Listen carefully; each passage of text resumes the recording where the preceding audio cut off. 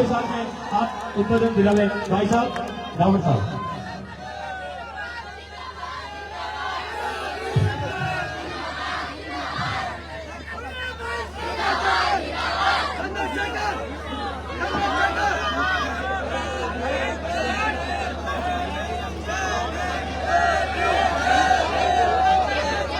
मैं आपको पूरा समय देता हूं, जब तक आप चाहें आराम से नारेबाजी कर सकते हैं। जब आप कहेंगे मैं बोलूंगा।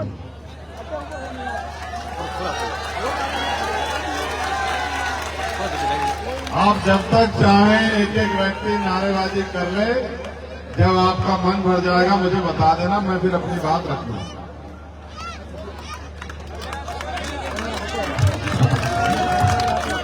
क्योंकि मैं लेट आया हूं तो मैं आपके मन की जरूर रखूंगा। अगर मैं समय से आ जाता तो फिर मैं सब अपने मन की करता। अब मैं लेट आया हूं तो आपके मन की रखूंगा, इसलिए कह रहा हूं अगर और कोई नारा वारा किसी को लगाना है तो लगा लो।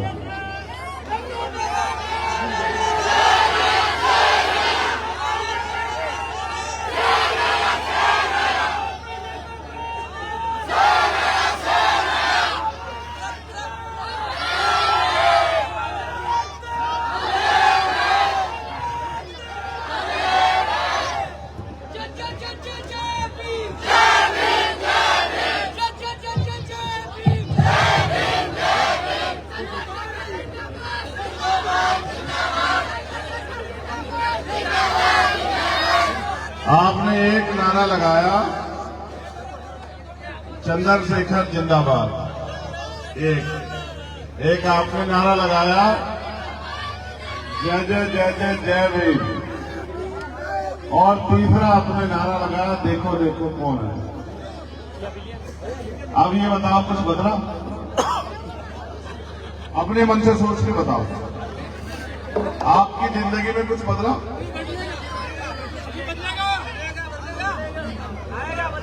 अब आप अपने मन की आपने कर ली। अब आप सब लोग अपने अपनी जगह खड़े हो जाओ। हम लोग भारतीय संविधान की प्रस्तावना को पढ़ेंगे। सब लोग अपनी अपनी जगह खड़े हो जाओ।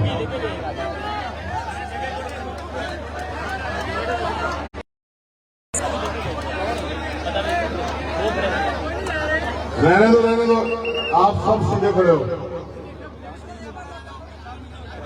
ऊपर मंच पे भी लोग और सामने भी सब लोग मेरे साथ। सर आपकी वजह से पीछे डिस्टर्ब होगा। और आप लोग एक काम करना, बहनों से इधर आओ, इधर आओ। जहां तक बहन बेटी है पीछे हो जाओ बेटा, उधर वहां तक खाली करो। मंत्र लोकतंत्रात्मक गणराज्य बनाने के लिए तथा उसके समस्त नागरिकों को सामाजिक, आर्थिक और राजनीतिक न्याय, विचार, अभिव्यक्ति, विश्वास, धर्म और उपासना की स्वतंत्रता, प्रतिष्ठा और अवसर की समता प्राप्त कराने के लिए तथा उन सब में व्यक्ति की गरिमा और राष्ट्र की एकता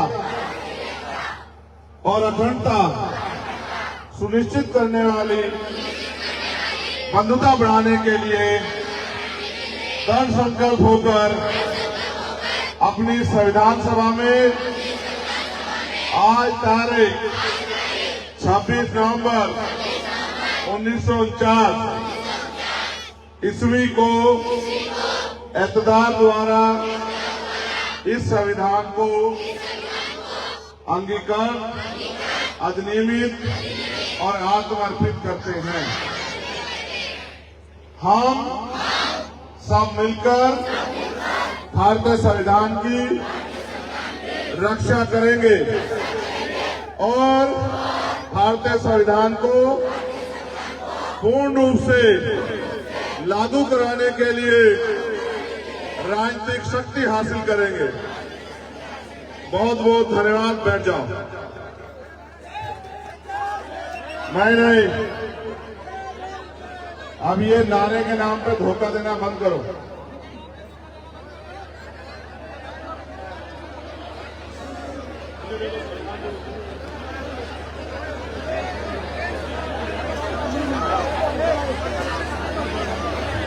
मैं माताओं से भी कहूंगा कि कृपया बैठ जाए और आप पीछे हो जाओ। यहां से निकले हुए बच्चे जो हैं, यहां से निकल के बाहर लौट जाओ। फिर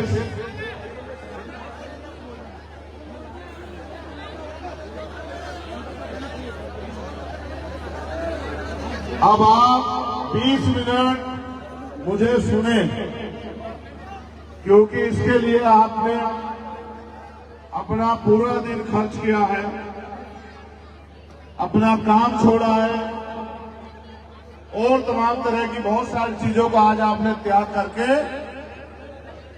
आज का दिन अपना निकाला है। तो जब आप यहां आए हो तो कुछ सीख के जाओ जो आपके जीवन में काम आए।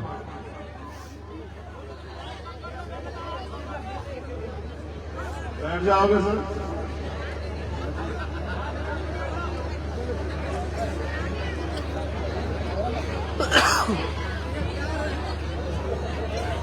बसा बसा बसा बैठ जाओ। आप लोग भी बैठ जाओ, यही बैठ के करो काम।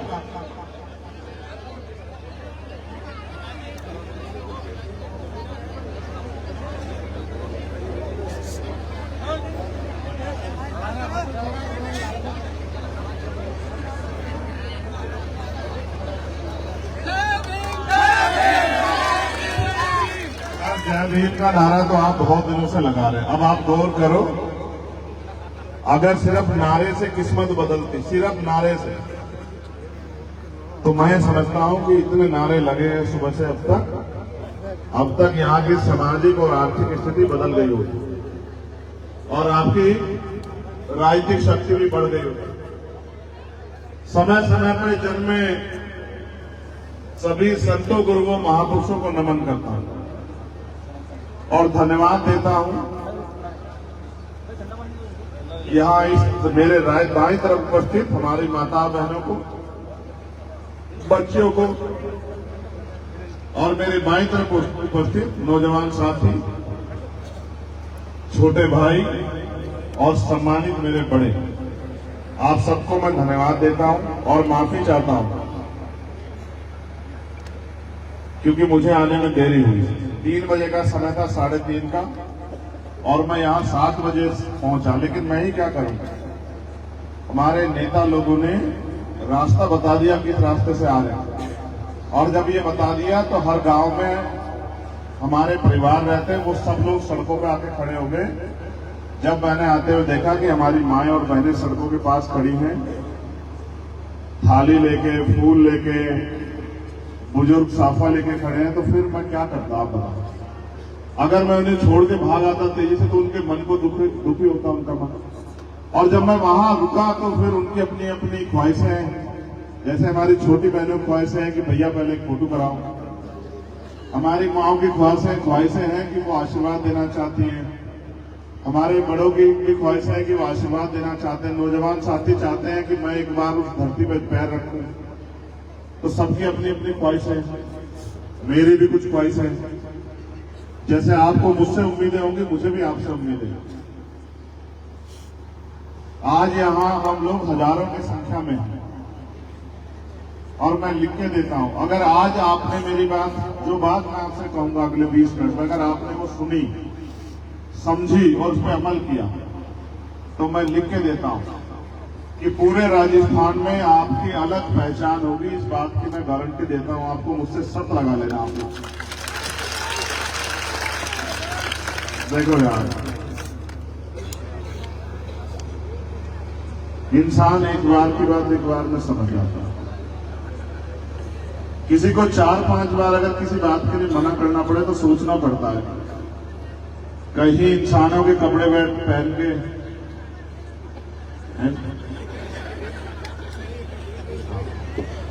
देखो, हमें और जानवरों में फर्क, उसको भी 2 हाथ 2 पैर हो सकते हैं और 4 पैर भी हो सकते हैं, लेकिन कुदरत ने हमें दिमाग दिया अपने बारे में सोचने का, अपने परिवार के बारे में सोचने का, अपने समाज के बारे में सोचने का, अपने प्रदेश के बारे में सोचने का और अपने देश के बारे में सोचने का। आपने भैंस देखी कभी एरोप्लेन का टिकट लेके सफर करती? नहीं देखी ना। इसलिए भारत में लोकतंत्र क्या है? लोकतंत्र से पहले क्या था? राजतंत्र। राजतंत्र में तलवार चलती थी, भाले चलते थे, बंदूक चलती थी, तोप चलती थी, घोड़े हाथियों पे युद्ध होते थे, ऊंट और तमाम तरह की संधियां होती थी और कई बार तो युद्ध होते थे बड़े बड़े, हजारों लोग। हमने सम्राट अशोक को पढ़ा, कलिंग का युद्ध। धरती रक्त रंजित होगी, खून ही खून चारों तरफ, तब राज बदले और सदियों सदियों ये चलता रहा। लेकिन इस देश के जो हक वंचित समाज के लोग थे, उनकी जिंदगी में बहुत कुछ नहीं बदला, क्योंकि उनको अधिकारों से वंचित किया गया था। फिर एक महापुरुष जन्मे पुणे महाराष्ट्र की धरती पे। गौर से सुनना, क्योंकि हम जातियों में बटा समाज है तो हम जाति के हिसाब से महापुरुष तय करते हैं। फिर एक महापुरुष जन्मे पुणे में, महाराष्ट्र। नाम था ज्योतिबा फूले। आजकल हम लोग उनको राष्ट्रपिता के रूप में भी कहते हैं, राष्ट्रपिता ज्योतिबा फूले। वो अपने मित्र की शादी में, जो उनके एक ब्राह्मण मित्र थे, वो उनकी शादी में गए, बारात में उनकी, क्योंकि तब छुआछूत था, गैर बराबरी थी, तो उनके दोस्त ने तो उनको बुलाया, लेकिन उनके समाज के लोग, उनके दोस्त के समाज के लोग ये स्वीकार नहीं कर पाए कि एक सैनी समाज का, माली समाज का, फूले समाज का एक बच्चा वो हमारे यहां शादी में कैसे आया। और उन्होंने उनको बहुत बेइज्जत किया कि तेरी हिम्मत कैसे पड़ी हमारी शादी में आने की, और मारपीट भी की। और मारपीट करने के बाद वो घर चले गए, उनको निकाल दिया गया शादी से। वो अपने घर गए, उन्होंने जाके अपने पिताजी को ये बात बताई और फिर उनका मन नहीं लगा घर, तो एक नदी बहती थी, वो शाम के टाइम उसके किनारे जाके बैठ गए और पूरी रात बैठे रहे। सुबह के समय जो अछूत, हक वंचित, शुद्ध, शोषित वर्ग की दो मेंबर जो है, दो महिलाएं जो सफाई का काम करती थी, वो आई। सफाई करके उस नदी में अपने औजार धोने के लिए। और जब उन्होंने देखा ज्योतिबा फूले को वहां बैठे हुए, तो उन्होंने पूछा कि आप यहां क्या कर रहे हो? तो ज्योतिबा फूले ने अपनी बात उनको बताई। उन्होंने कहा कि मैं ऐसे ऐसे शादी में गया था और मेरे साथ इस तरह का अपमानजनक रवैया हुआ, मुझे निकाल दिया गया और मैं बहुत अपमानित महसूस कर रहा हूं। तो वो दोनों महिलाएं हंसने लगी और उन्होंने ज्योतिबा फूले से कहा कि ये कौन सी बड़ी बात हुई, हमारे साथ तो रोज होता है, आप क्यों परेशान हो रहे, क्यों अपमान फील कर रहे हो? तो ज्योतिबा फूले ने इस बात का एहसास किया कि हाँ, ये बात तो सच है, अछूत वर्ग के साथ तो रोज होता है। तो यार मैं अपमानित क्यों फील कर रहा हूं, मैं मरने की क्यों सोच रहा हूं कि मुझे आत्महत्या कर लेनी चाहिए? तो उनके दिमाग में ये बात आई, गौर करना हमारी बच्चियों, कि मैं पढ़ा लिखा हूं और पढ़ा लिखा होने के कारण मैं सम्मान और अपमान समझता हूं, और ये पढ़े लिखे नहीं है, तो इनको पता ही नहीं सम्मान क्या होता है, अधिकार क्या होता है, अपमान क्या होता है, भेदभाव क्या होता है। तो ज्योतिबा फूले ने उस दिन तय किया कि आज के बाद मैं अपना पूरा जीवन इन महिलाओं को और अछूतों को शिक्षित करने में लगाऊंगा। संकल्प, क्या संकल्प दिया कि आज के बाद मैं अपना पूरा जीवन इन महिलाओं को, इन बच्चियों को और अछूतों को स्पेशली जिनको स्कूल में जाने का अधिकार नहीं था, इनको पढ़ाने में लगाऊंगा। फिर उन्होंने सबसे पहले पढ़ाया अपनी पत्नी को, मां सावित्रीबाई फूले। ये पहला संकल्प ज्योतिबा फूले ने लिया। फिर मां सावित्रीबाई फूले को पढ़ाया। जब मां सावित्रीबाई फूले को उन्होंने पढ़ाने का प्रयास किया तो तमाम धर्म के ठेकेदारों ने कहा कि अगर महिला पढ़ेगी, गौर करना, मैं तुम्हें बता रहा हूं, तुम्हारे काम आएगी, परंपराओं के नाम पे कहा अगर महिला पढ़ेगी तो इस प्रदेश में अकाल आ जाएगा, बाढ़ आ जाएगी, सूखा पड़ जाएगा, बड़ी बड़ी गंभीर बीमारियां आ जाएंगी। तो ज्योतिबा फूले ने कहा कि आए या ना आए, लेकिन मैं इसे पढ़ा के रहूंगा। और अंत ये हुआ, पंचायत हुई, उनके पिता ने उन धर्म के ठेकेदारों की बात मान के मां सावित्रीबाई फूले और ज्योतिबा फूले को घर से निकाल दिया। लेकिन संकल्प लिया था तो दोनों ने अछूत वर्ग की महिलाओं को, बच्चियों को और इवन महिलाओं की, किसी भी जाति की महिलाओं को पढ़ाना शुरू किया। और जब वो मां पढ़ाने के लिए जाती थी तो ऊंची जाति की महिलाएं उनके ऊपर गंदगी, गोबर, कूड़ा फेंक देती थी।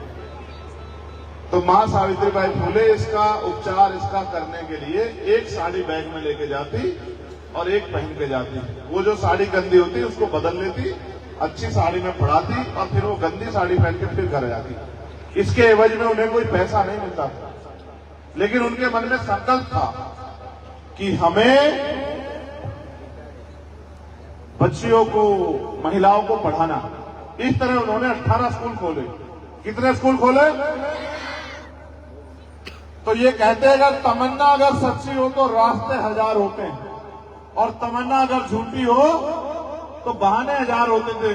घर से निकाल दिए गए, अपमानित हुए, कोई भी मुसीबत उनका रास्ता नहीं रोक पाए। उन्होंने 18 स्कूलों खोल के बच्चियों को पढ़ाने का काम किया। फिर 1890 में ज्योतिबा फूले चले गए, बीमार हो गए, और 1891 में भारत की धरती पे एक महापुरुष पैदा हुए जिनका नाम था डॉक्टर बाबा साहब अम्बेडकर, जो महाराष्ट्र में पैदा नहीं हुए, जो पैदा हुए मध्य प्रदेश में, इंदौर, मऊ छावनी में, और स्कूल के बाहर बैठ के पढ़े। मटकी छूने का, जैसे आपके यहां है अभी, है ना, इंद्र मेघवाल की हत्या की गई, देखा आपने, मूछे रखने पे हत्या। मटकी छूने की आजादी उन्हें नहीं थी तो कई बार प्यासे रह जाते, फिर भी संकल्प ले लिया कि जिस मटकी को मुझे नहीं छूने देते हो, ये जो गैर बराबरी में आधारित व्यवस्था, इस पूरी व्यवस्था को जला के राख कर दूंगा। और दुनिया में जाके पढ़े, दुनिया के सबसे बड़े विद्वान बने। और एक समय आया कि 2 साल 11 महीने 18 दिन में भारत का संविधान लिखा, दुनिया का सबसे बड़ा संविधान। और वो संविधान सिर्फ संविधान नहीं, कोई किताब नहीं है, भारत का संविधान एक ऐसा ग्रंथ है जो गैर बराबरी की हर बात को खत्म करता है और गरीब हो, अमीर हो, सबको समान अधिकार देता है। कोई किसी जाति धर्म का, सबको पढ़ने की, लिखने की, आगे बढ़ने की, उपासना की, प्रार्थना की, सबकी स्वतंत्रता देता है। लेकिन आज भारत में क्या हो रहा है? अगर अपराध हो जाए, जैसे अभी आपके यहां 4 साल की बच्ची का एक मामला अगर आपने सुना है आपने, उनकी मां कल आंदोलन कर रहे हैं वो लोग पार्लियामेंट, मुझे मिले आज सब लोग। उस मां पे क्या बीत रही होगी जिसकी 4 साल की बच्ची के साथ इतना बड़ा अन्याय हुआ? सोचो अपने दिल पे। जितने लोग यहां बैठे, जो नौजवान है, वो सोचे कि वो मेरी बहन है छोटी सी, और अपने दिल पे हाथ रख के देखे कैसा महसूस होता है। जो बुजुर्ग यहां है वो महसूस करे कि वो उनकी पोती है, और जो मेरी उम्र के वो महसूस करे कि वो उनकी बच्ची है। देखो कैसी महसूस होती है जब आपकी बच्ची के साथ इतना अन्याय होता है, और देखो उस परिवार पर क्या बीत रही होगी। अब मैं ये कह रहा था आपसे कि संविधान जन्मसिद्ध अधिकार देता है न्याय का, कि हर व्यक्ति को न्याय मिलना चाहिए। लेकिन राजस्थान में कुछ अजीब है, आरोपियों के समर्थन में पंचायत होती है, आरोपियों के समर्थन में रैलियां निकलती हैं और पीड़ितों को न्याय के लिए आंदोलन करने पड़ते हैं और पीड़ितों की आवाज उठाने वालों को 4-4 बार उदयपुर से, जोधपुर से पकड़ के दिल्ली छोड़ के आते हैं। इसलिए मैं मानता हूं कि संविधान पे खतरा है। जब कोई अपनी हक की बात करता है, झूठे मुकदमे लगाते हैं, जेल डालते हैं। सीबीआई, ईडी, इनकम टैक्स का, चाहे केंद्र की सरकार हो राजस्थान की, सारी सरकारी मशीनरी का दुरुपयोग करते हैं। गरीबों के बच्चे पढ़ लिख के मां बाप पेट काट काट के पढ़ा रहे हैं, जमीन गिरवी रख रख के पढ़ा रहे हैं, कर्ज ले लेके पढ़ा रहे हैं और पहले पेपर के पेपर बस में बैठ के लीक हो जाते हैं और बच्चे तमाशा देखते रहते हैं। नेताओं की औलादें लग जाती हैं, विधायकों के रिश्तेदार लग जाते हैं, पैसे वालों के बच्चे लग जाते हैं और गरीबों के बच्चे अपने कलेजे पे हाथ रख के रह जाते हैं कि क्या करते हैं। मगर मैं ये मानता हूं कि इसके लिए वो जिम्मेदार नहीं, इसके लिए हम जिम्मेदार हैं। कैसे ये जानो, अभी अभी बिहार में जातिगत जनगणना हुई। जो पढ़े लिखे लोग हैं, ध्यान रखते हैं, उन्होंने देखा होगा। जातिगत जनगणना के आंकड़े जारी हुए तो ये पता लगा कि 90% आबादी हक वंचित समाज की है, दलित, पिछड़े, आदिवासी और मुस्लिम, जैन, सिख, बौद्ध, ईसाई, पारसों की। ठीक है जी। अब मैं आपको वापस लेके चलता हूं कब, 14 अगस्त 1947 को, जब हम इस देश में गुलामों के गुलाम थे। ये बाबा साहब अम्बेडकर ने कहा, मैं नहीं कह रहा हूं। बाबा साहब ने कहा ब्रिटिश गवर्नमेंट को, हम इस देश में गुलामों के गुलाम हैं। इसके लिए 3 गोलमेज सम्मेलन हुई, साइमन कमीशन आया, रिपोर्ट बनी और गोलमेज कॉन्फ्रेंस के बाद डॉक्टर बाबा साहब अम्बेडकर को कम्युनल अवार्ड मिला। लेकिन गांधी जी के साथ पूना पैक्ट करना पड़ा। जब गांधी जी ने कम्युनल अवार्ड के खिलाफ जरावदा जेल में अनशन कर दिया। बहुत बड़ी बात है, बारी बारी बताऊंगा तो बहुत समय हो जाएगा। तो फिर रोते हुए बाबा साहब अम्बेडकर ने पूना पैक्ट किया 24 सितंबर 1932 रोते हुए, क्योंकि उन्होंने वादा किया था कि मैं जब देश हित में और मेरे हित में टकराव होगा, मैं देश की तरफ खड़ा रहूंगा। लेकिन जब मेरे समाज के हित में और देश हित में टकराव होगा तो मैं समाज की तरफ खड़ा रहूंगा, क्योंकि मेरे समाज की तरफ किसने देखा नहीं आता। हजारों हजारों बहनों की अस्मतें लूटी, हमारे घर जलाए गए, हमारी जमीन छीन ली गई, हमें अपमानित किया गया, मुंह से रखने पर हत्या हुई, मटकी छूने पर हत्या हुई, हमें गांव से बाहर निकाल दिया। कभी किसने हमारी सुनवाई नहीं की, सबने हमारी बर्बादी का तमाशा देखा। इसलिए बाबा साहब ने बात की। तो जो 14 अगस्त को हमारी आर्थिक स्थिति थी, अगर मेरी जेब में 100 रुपए थे तो 15 अगस्त को आजादी मिलने के बाद भी मेरी जेब में 100 ही रुपए थे। ऐसा नहीं हुआ आजादी मिल गई तो 1400 की जगह मेरे रुपए 10,000 हो गए, 20,000 हो गए या 1 लाख हो गए।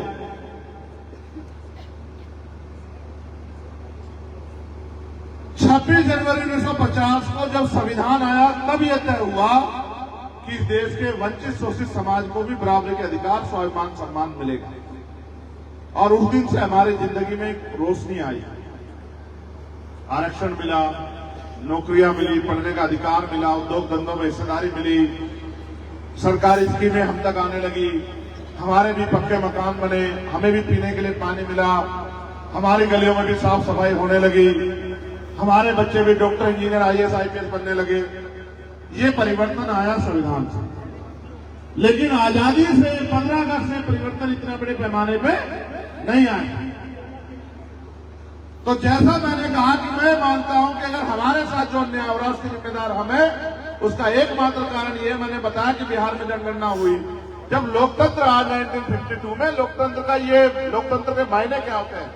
प्रजातंत्र, लोकतंत्र, लोकतंत्र यानी कि जनता का राज, प्रजातंत्र यानी कि प्रजा का राज।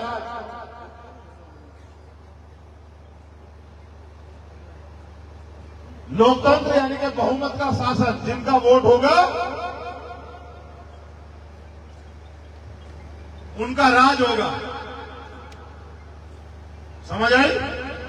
जिनका वोट होगा उनका राज होगा। 90% आबादी बिहार में जातिगत जनगणना से पता लगी कि हमारी दलित, पिछड़े, आदिवासी, मुसलमान, जैन, सिख, बौद्ध, ईसाई, पारसी, और राजस्थान में जातिगत जनगणना करा लो, मैं लिख के देता हूं कि 85 से 90% आबादी आपके SC, ST, OBC और माइनॉरिटी के लोगों की निकलेगी। आप आज कर लो जनगणना। ये सरकारें आयतन, भारतीय जनता पार्टी की सरकारें ये डरती है जातिगत जनगणना से, क्योंकि अगर जातिगत जनगणना होगी तो ये खुलेगी पोल किसकी कितनी संख्या है और किसकी संख्या कितनी है उसको हिस्सेदारी कितनी मिली हुई है। अगर आज जातिगत जनगणना के आर्थिक आंकड़े आप लोग जारी करवाओ बिहार के, तो आपको पता लगेगा कि 90% साधनों पे देश के बिहार के 10% लोगों का कब्जा है और 10% साधनों से 90% लोग रूखी सूखी खा के अपना समय पास कर रहे हैं। ये ताली बजाने का विषय नहीं है, ये हमारी बेवकूफी, हमारी लापरवाही, हमारी जानकारी की कमी के कारण हुआ। और आज भी हम ये सोचते हैं कांग्रेस आ जाएगी, बीजेपी को वोट दे दो, बीजेपी आ जाएगी, कांग्रेस को वोट दे दो। मगर एक बार हम ये नहीं देखते कि वो दोनों पार्टियां हमारे वोटों से ही तो विधायक उनके चित्र हैं, हमारे वोटों से तो सरकार आ रही है उनकी। जब हम वोट लेके उनका विधायक बना सकते हैं तो हम वोट देके अपना विधायक क्यों नहीं बना सकते, मुझे बताओ। और आपने उनको इतनी बार वोट दी, इतनी बार कांग्रेस की सरकार बनी, अभी भी है, इतनी बार बीजेपी की सरकार बनी। अगर आप मेहनत मजदूरी ना किए होते तो क्या आपके घर में रोटी आ जाती? आपके बच्चे पढ़े लिखे ना होते तो कोई नौकरी दे देता? इसलिए मैं आपको ये कहना चाहता हूं, 2 महीने बाद आपके पास अवसर है फैसला लेने का। संविधान तब बचेगा जब संविधान विरोधी ताकतें सत्ता से बाहर निकलेंगी।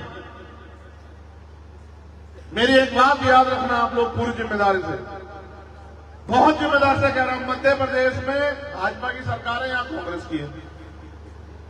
मध्य प्रदेश में भी हमारे लोगों ने 2 अप्रैल 2018 में जो भाजपा ने मार घेरी, उसके बाद उन्होंने वहां भी कांग्रेस की सरकार बनाई। मगर हुआ क्या कि कांग्रेस के आधे लोग टूट के बीजेपी में शामिल हो गए और बीजेपी की सरकार बन गई। ठीक है? और अब जब वहां दोबारा से चुनाव होने वाला है तो आधी बीजेपी जो है उसने कांग्रेस ज्वाइन कर ली। अब अगर वहां सरकार बदली भी तो सरकार किसकी हुई भाई? इन्हीं की हुई ना। आपके जीवन में क्या बदला? समझ आई मेरी बात? अगर इधर सरकार यही रह गई तो आधे बीजेपी वाले इसमें आ जाएंगे, और ये बदल गई तो आधे कांग्रेस वाले उनको कोई कुछ नहीं कह रहा है। 5 साल जो अन्याय अत्याचार होगा वो आपको सहना है। 5 साल जो अधिकारों का हनन होगा वो आपको सहना है। 5 साल जो खाल खींची जाएगी वो आपकी खींची जाएगी। 5 साल सामंती जो खाल उधेड़ेंगे वो आपकी उधेड़ेंगे। और जो मेरे दिल का दर्द है कि मैं किसी को आजादी नहीं देता कि वो हमारी बहन बेटियों की तरफ आंख उठा के देखे, उनका अपमान करे। इसलिए मैं आपसे कहने के लिए आया हूं, आपको फैसला करना है। अगर आपने गलत निर्णय लिया किसी भी स्वार्थ में तो अगले 5 साल जो अन्याय होगा उसके जिम्मेदार आप होंगे। हमारे बच्चों के भविष्य के साथ जो धोखा होगा उसके जिम्मेदार आप होंगे, और हमारी जो पगड़ी उछाली जाएगी उसके जिम्मेदार आप लोग होंगे। और अगर आपने जिम्मेदारी से फैसला लिया और आपने यहां अपनी पार्टी का झंडा डंडा मजबूत किया, अपनी पार्टी को ताकत दी, तो किसी सामंती की इतनी हिम्मत नहीं पड़ेगी किसी गरीब की बच्ची की तरफ आग उठा के देख ले, उसके पहले उसका इलाज हो जाएगा। इस राजस्थान में ये बात उनको भीम आर्मी की ताकत से पता है। इसलिए मैं आपसे कहना चाहता हूं, अगर पगड़ी पहनाते हैं तो पगड़ी की लाज भी रखते हैं। और पगड़ी ये नहीं है, पगड़ी वो है जो घर का सम्मान, पगड़ी वो है जो हमारे बुजुर्गों के सर पे है, पगड़ी वो है जिनकी छाया में हम लोग पैदा हुए, जिन्होंने अपना पेट काट काट के हमें पढ़ाया, आगे बढ़ाया, लिखाया। अगर आज उनकी पगड़ी की रक्षा हम लोग नहीं कर सकते तो फिर हमारा जीवन बेकार है। अगर हम पढ़ लिख के डॉक्टर, इंजीनियर, IAS, IPS बन गए और अपने समाज का हाथ पकड़ कर उनको आगे नहीं बढ़ाते तो हमारी पढ़ाई बेकार है, हमारी कामयाबी बेकार है। इसलिए मैं आपसे कहना चाहता हूं, आज सुबह से इंतजार कर रहे हैं, मैं आपका दिल से धन्यवाद करता हूं, लेकिन अगर आप वास्तविकता मुझसे प्यार करते हैं और मुझसे छोड़िए, अगर वास्तविकता में आप मुझसे प्यार करते हैं तो फिर किसी के पिछलग्गू बनने का काम आप बंद कर दीजिए। अब अपनी ताकत बनाइए, इस तरह से मुट्ठी बनिए, एकजुट होइए, अपनी वोट की शक्ति से अपने बीच के व्यक्ति को आगे बढ़ा के भेजिए और फिर देखिए वो अपनी समस्याओं के लिए कैसे लड़ता है। अभी तो आपने भीम आर्मी को सड़कों पर लड़ते हुए देखा। जिस दिन भीम आर्मी का आजाद समाज पार्टी के माध्यम से पहला विधायक जाएगा, आप देखना, आपका एक विधायक पूरी सरकार में भारी पड़ेगा, पूरी सरकार को मजबूर कर देगा, क्योंकि आपने एक पेंशनर को खड़ा किया। आप देखो, ना विधायक ना MP, आपका खून है बस, और आप देखो पूरी सरकार का नाक कदम करके रखता है नहीं रखता है, बताओ। आज हालात ऐसी हो गई है कि झूठे मुकदमों से नहीं डरा, जेल से नहीं डरा, CBI, ED, इनकम टैक्स से नहीं डरा, तो आज मेरे ऊपर गोली चला रहे हैं। आपको क्या लगता है, आपका खून उनकी गोलियों से डर जाएगा क्या? ये अगर डरेगा तो आपकी लापरवाही से, ये अगर डरता है तो आपकी गैर जिम्मेदारी से। जिस दिन आपने जिम्मेदारी अपने कंधों पे उठाई, आज आप यहां कई हजार की संख्या में हैं, अगर आपने आज से लक्ष्य बनाया कि भाई हम अपने परिवार की वोट तो देंगे, लेकिन अपने दोस्त, रिश्तेदार, साथी को भी तैयार करेंगे कि वो आजाद समाज पार्टी को वोट दे, तो अभी 1 महीने करीब बाकी है वोट डालने में। 5 वोट आपके परिवार की, 4 वोट आपके परिवार की, और अगर एक दिन में आपने एक आदमी भी तैयार किया तो 30 दिन में 30 वोट वो। आज आप यहां कई हजार की संख्या में, इससे 30 की गुना करके देखो, आपको पता लग जाएगा कितनी वोट आपकी पार्टी को पड़ेगी। और ये कोई बड़ा काम नहीं है एक दिन में एक व्यक्ति को तैयार करना। हम सदियों उनको वोट देते रहे और फिर 5 साल होते रहे। मेरी माँ बहनों, ये वोट की शक्ति ना हो, आपकी बस्तियों में कोई पैर ना रखे। ये वोट की ताकत है तो लोग आपके पैर छूते हैं, आपको ताई चाची कहते हैं, बहन कहते हैं, आपके लिए योजनाओं की बात करते हैं। अगर वोट की शक्ति ना हो, आज भी इतनी छुआछूत है कि कोई हमारी बस्ती में आके ना खड़ा हो। इसलिए मैं आपसे कहना चाहता हूं कि 2 दुश्मन को पहचानो, और ये भी पहचानो, माननीय काशीराम साहब कहा करते थे कि दूसरों के महलों से अच्छी होती है अपनी झोपड़ी, उसमें आदमी मालिक होता है। ये आपका घर है, यहां आप मालिक है और बाकी जगह आप किराएदार हैं, और जिस दिन चाहेगा मालिक कहेगा कहीं भी अपना निकलो, कहीं भी ठिया देखो। आप ये बताओ, किराएदार बन के कब तक रहना चाहते हो? किराएदार बन के रहोगे या मालिक बन के रहोगे, बताओ? तो मालिक अपने घर की रक्षा खुद करता है नहीं करता है, बताओ? मालिक अपने घर के तमाम तरह की परेशानियों को खुद दूर करता है नहीं करता है, बताओ? अपने घर में रोटी, कपड़ा, मकान की व्यवस्था मालिक खुद करता है नहीं करता है, बताओ? अपने घर की साफ सफाई मालिक खुद करता है नहीं करता है, बताओ? तो जब आप मालिक हो तो भाई काम कौन करेगा? समझ रहे? नारे लगाने से ऊर्जा तो पैदा हो जाएगी, लेकिन उस ऊर्जा को अगर डायरेक्शन ना मिली तो खराब हो जाएगा। आपने आज का पूरा दिन दिया, यहां से संकल्प लो कि कल से हम हर आदमी, एक आदमी को जो हमारे साथ नहीं था अभी तक, उसको तैयार करेंगे, और 30 दिन तक हमें 30 आदमी तैयार करने हैं। और फिर देखो आप कैसे आपके यहां विधानसभा में वोट हमारा और राज हमारा कैसे नहीं होता। अभी तो ये है कि वोट हमारा और राज तुम्हारा। और अगर आपने मेरे हिसाब से काम किया तो क्या होगा पता है? वोट हमारा और राज हमारा। और आप ये बताओ, जब राज हमारा होगा तो क्या आपको किसी के आगे हाथ फैलाना पड़ेगा? क्या अन्याय पहले तो होगा ही नहीं, अगर हो गया तो कोई आरोपी बच जाएगा? क्या धरना प्रदर्शन करना पड़ेगा? आप बताओ, मुख्यमंत्री धरना प्रदर्शन करते हैं क्या? कोई मंत्री धरना प्रदर्शन करते हैं क्या? जब विधायक और मंत्री आपका होगा तो वो धरना प्रदर्शन करना पड़ेगा क्या? मैंने कल कहा था पाली में और आज आपसे कह रहा हूं, जितनी समस्याएं आपके पास हैं उनको एक कागज पे लिख के मुझे दे दो और फिर अपने काम पे लग जाओ और अपनी ताकत बना लो। 6 महीने में आपकी हर समस्या का अगर समाधान न कर दिया तब फिर आप आके मुझे कह देना कि भाई ये गलत हो गया। 6 महीने, 5 साल का काम नहीं है, मतलब ही नहीं 5 साल का, 6 महीने में। अब क्यों? क्योंकि मैं पढ़ा लिखा वकील आदमी हूं, मैं जानता हूं कैसे समाधान होगा। बाकी लोग कहेंगे समस्या है, समस्या है, समस्या है, और मैं आपसे कह रहा हूं कि समाधान है। आप मुझे कागज पे लिख के दे दो जो भी आपकी मांग हो, बस एक मांग ना लिखना किसी मरे हुए आदमी को जिंदा करने की, ये शक्ति नहीं है, समझ रहे? ये नहीं, ये ताकत नहीं है लोकतंत्र में। बाकी आप सारी मांग लिख दो। आप लिखो हमें जमीन चाहिए, तो सारी बंजर भूमि मपाई होके भूमि लोगों को हम लोग 6 महीने के अंदर बंटवा देंगे। आप लिखो कि हम पे रोजगार नहीं है, सरकारी, प्राइवेट, खेती, छोटे व्यापार, उद्योग धंधे, मैन्युफैक्चरिंग, इतने काम निकाल के देंगे कि घर में माताओं बहनों तक रोजगार पहुंचेगा। नौजवान भाई तो छोड़ ही दो। आप ये कहो कि हमारे साथ ये छल हो रहा है, ये अन्याय अत्याचार हो रहा है, मैं लिख के देता हूं कि अन्याय की सोच रखने वाला आदमी भी जेल के बाहर नहीं रहेगा, वो भी जेल में अंदर रहेगा, और उसको बढ़ावा देने वाले भी जेल के अंदर रहेंगे।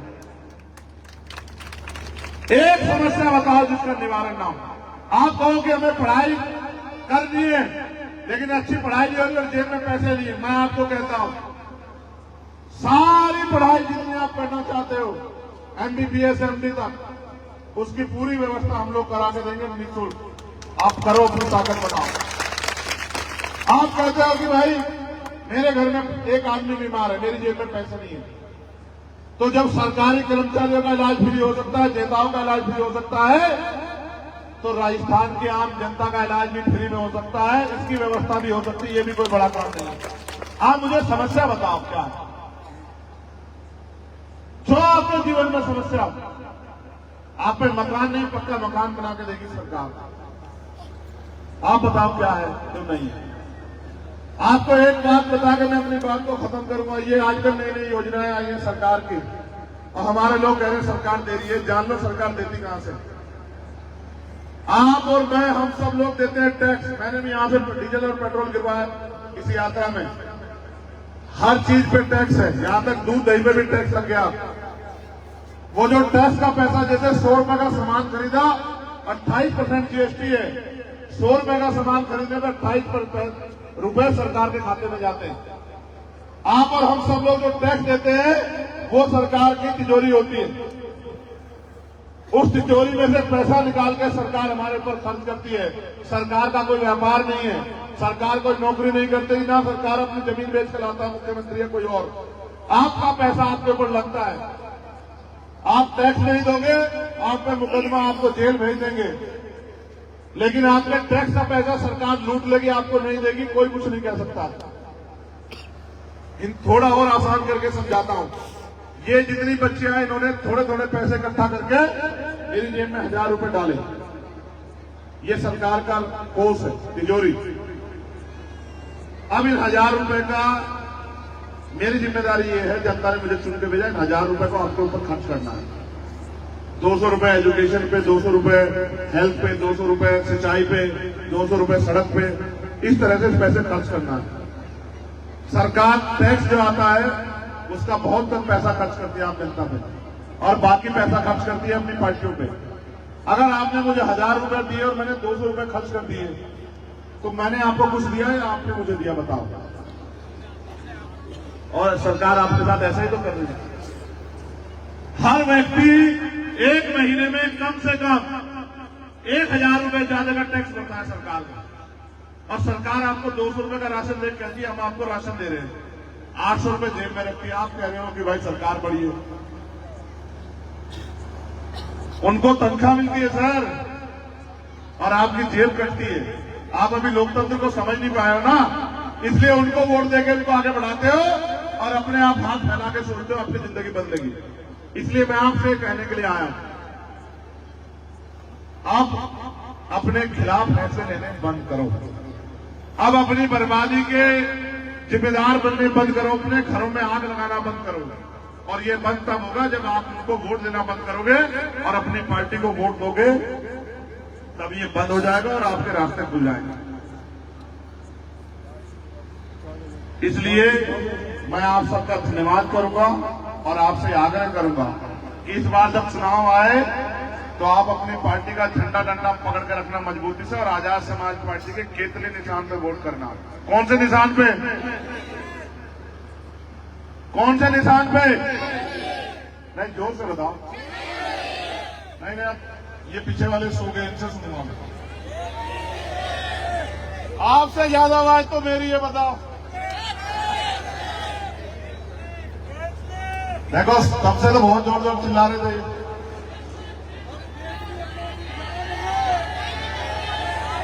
सारी पार्टी देख ली,